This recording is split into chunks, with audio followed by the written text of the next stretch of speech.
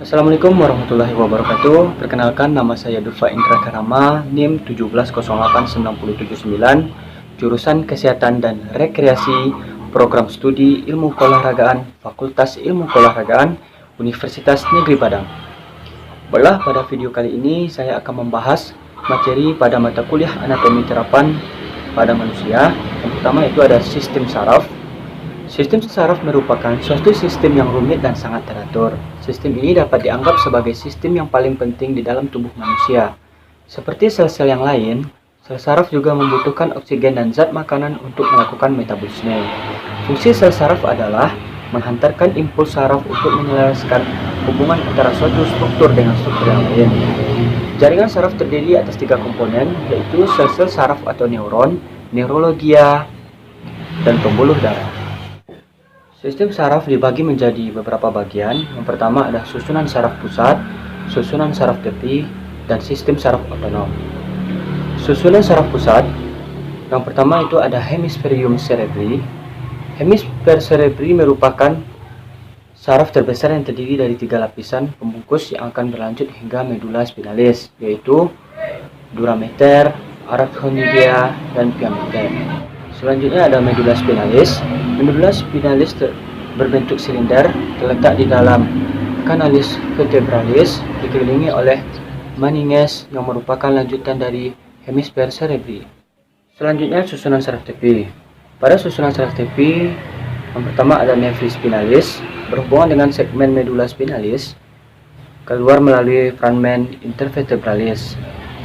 Selanjutnya ada nervi cranialis. Semua nervi cranialis mempunyai hubungan yang erat dengan batang otak, kecuali nervi olfactorius dan nervi opticus. Pada nervi kranial terdiri atas, yang pertama ada saraf olfactorius. Saraf olfactorius adalah saraf kranial pertama. Selanjutnya ada saraf opticus.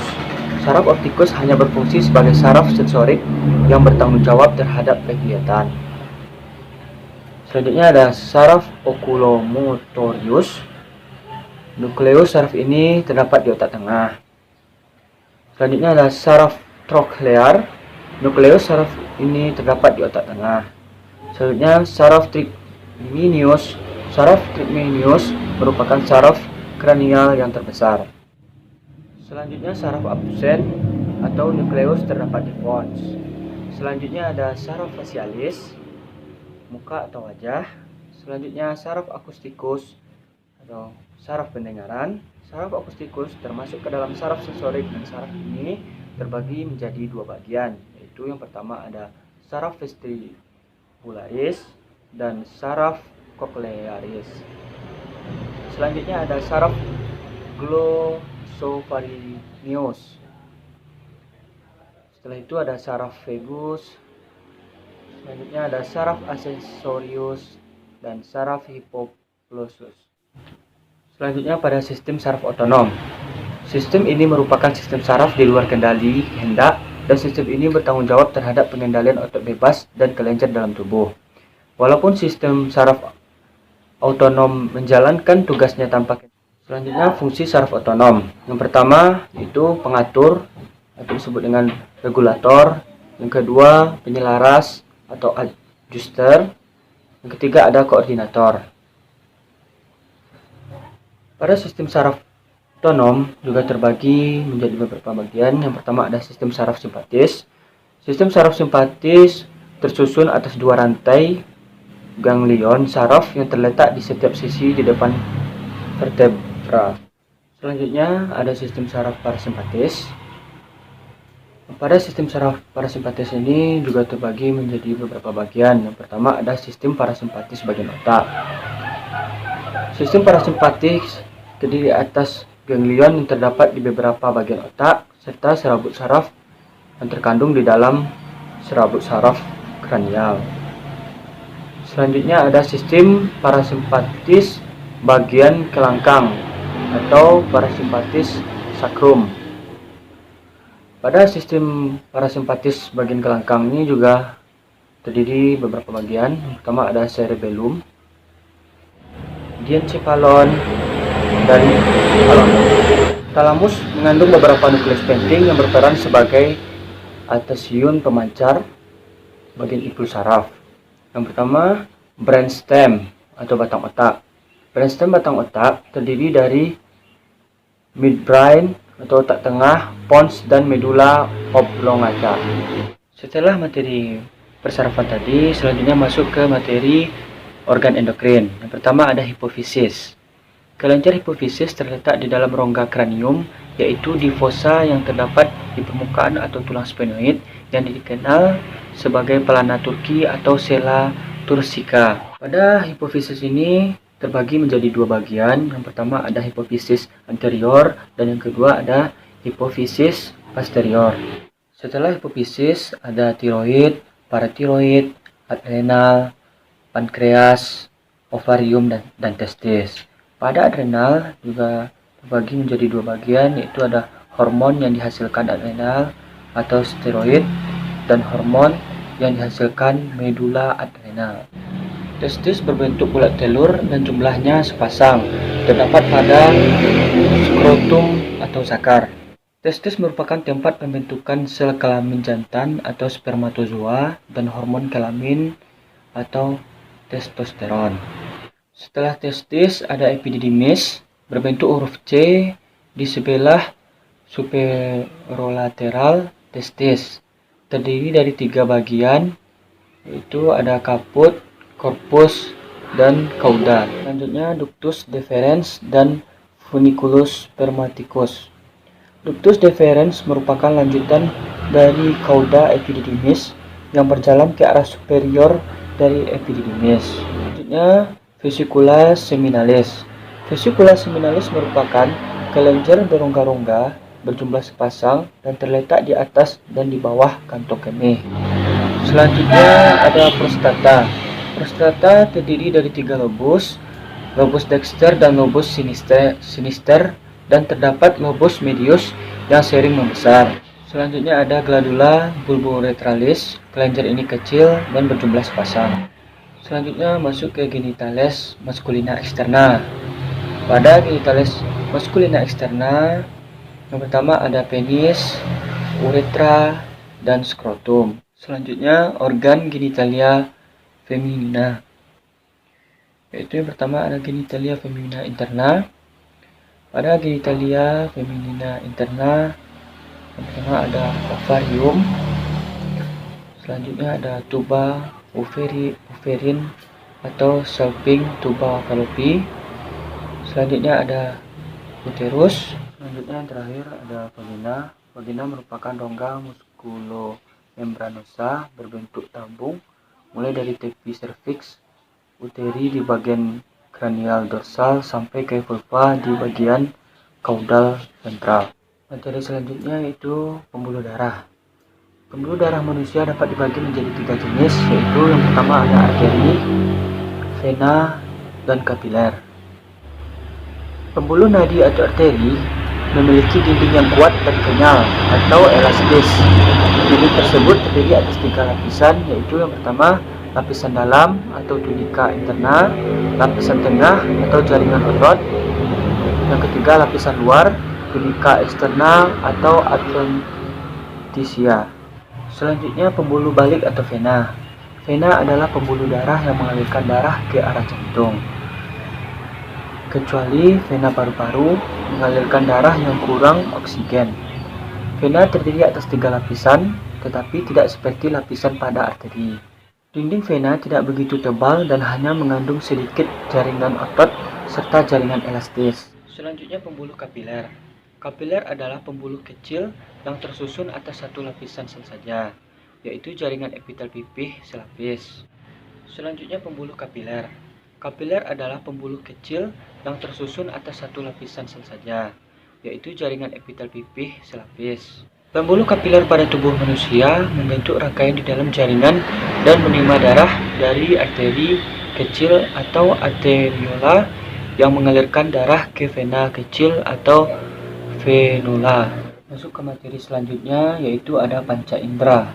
Panca indera manusia terdiri dari Yang pertama yaitu mata sebagai organ penglihatan, yang kedua telinga sebagai organ pendengaran, yang ketiga hidung sebagai organ pembau atau penghidu, yang keempat lidah sebagai organ pengecap, dan yang kelima kulit sebagai organ peraba. Baiklah, pada panca indera ini kita bahas satu persatu, yaitu yang pertama mata.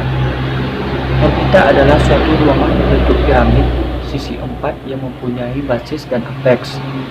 Ruangan ini dibentuk oleh os frontal, os zygomaticus, os maxilla, os sphenoidalis, os lacrimalis, dan os ethmoidalis. Bulbus oculi atau bola mata terletak di dalam orbita serta dilindungi oleh jaringan lemak. Tersusun oleh dua segmen bola atau besar dan kecil yang saling berpotongan.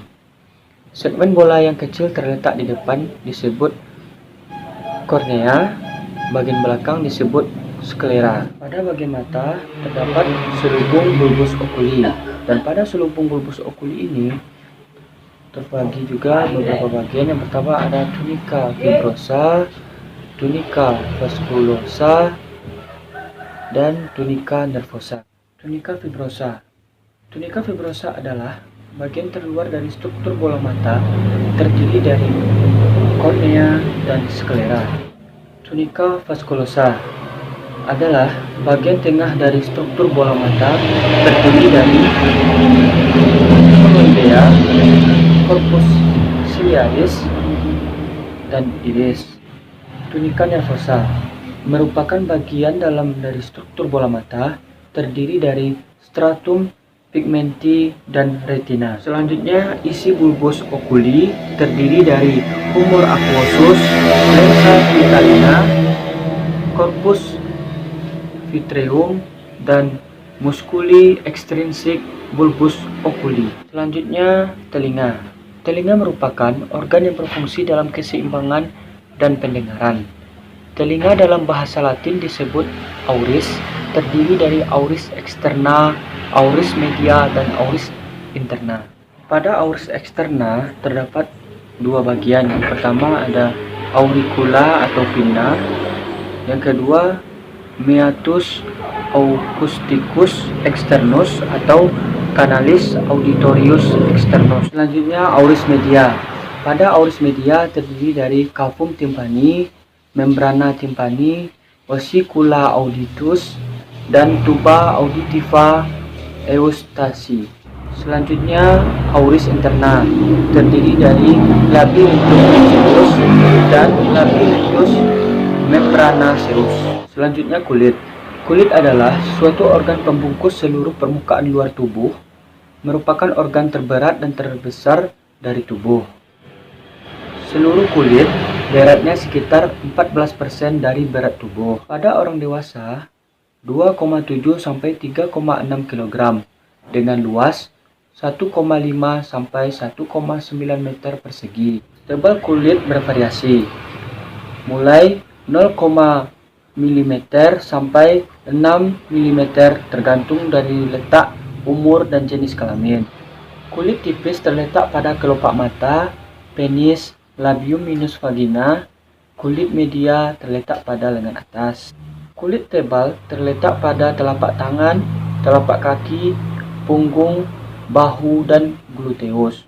Fungsi kulit adalah untuk menutupi dan melindungi permukaan tubuh dan bersambung dengan selaput lendir yang melapisi rongga yang berfungsi sebagai yang pertama sebagai pelindung, yang kedua peraba atau alat komunikasi, yang ketiga tempat penyimpanan dan produksi vitamin D untuk pertumbuhan tulang, yang keempat alat absorpsi, dan yang kelima sebagai ekskresi. Lapisan kulit.